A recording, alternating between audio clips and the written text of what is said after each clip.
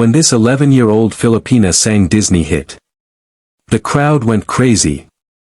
Golden Buzzer 2025. The lights of the grand stage shimmered like tiny stars as 11-year-old Maya Santos stood trembling at the center, gripping the microphone with both hands. Her heart pounded so loudly she could almost hear it echo through the vast auditorium. From the judges' panel, Simon Cowell peered over his glasses, his expression unreadable. Thousands of eyes were on her, yet Maya's mind was far away, back home in her small wooden house in Cebu, where her mother lay on a cot, frail but smiling, whispering, "Sing for me, Anak. Sing like the angels are listening." Maya had never imagined she'd be here, on the world's biggest talent stage. Her audition video had gone viral by accident, a grainy clip of her singing "Part of Your World" at her school's talent show, filmed by her best friend on a broken phone. She'd worn a handmade blue dress stitched from old curtains.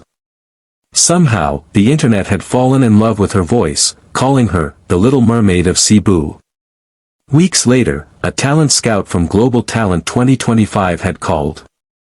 And now here she was, under blinding lights, her mother's hope resting on her small shoulders. The music started softly, those familiar notes from Disney's The Little Mermaid. The crowd leaned in.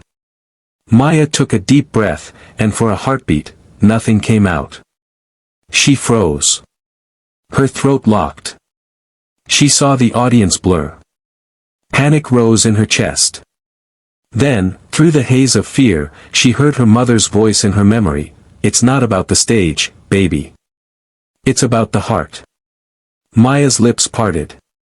A single, trembling note escaped, clear, pure, like a bell.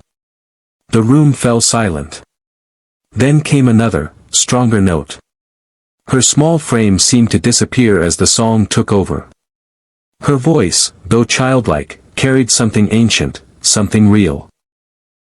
She sang as though every word was a prayer, as though she were singing not to the judges, but to the sky, to her mother, to anyone who had ever believed in something impossible.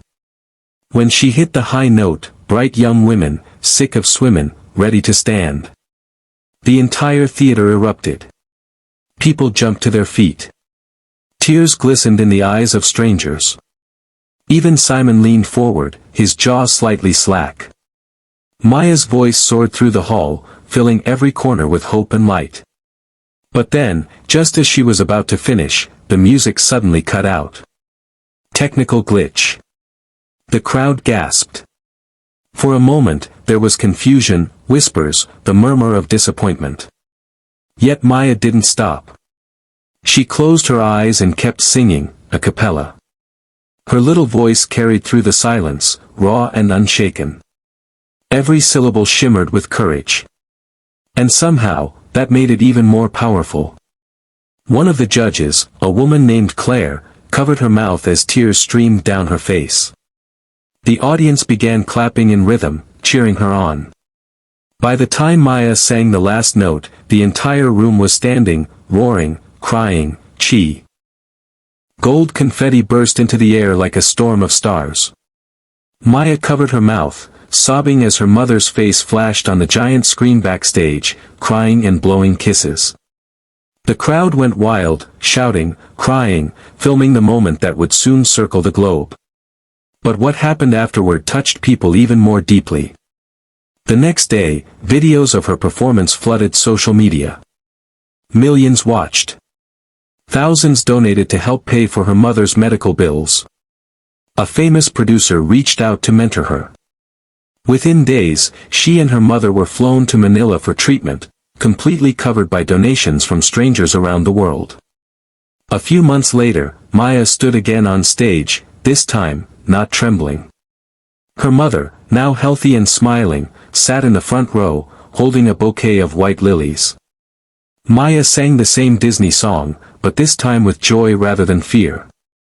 When she finished, she whispered into the mic, "This golden buzzer wasn't for me, it was for her. For everyone who ever dreamed even when they had nothing."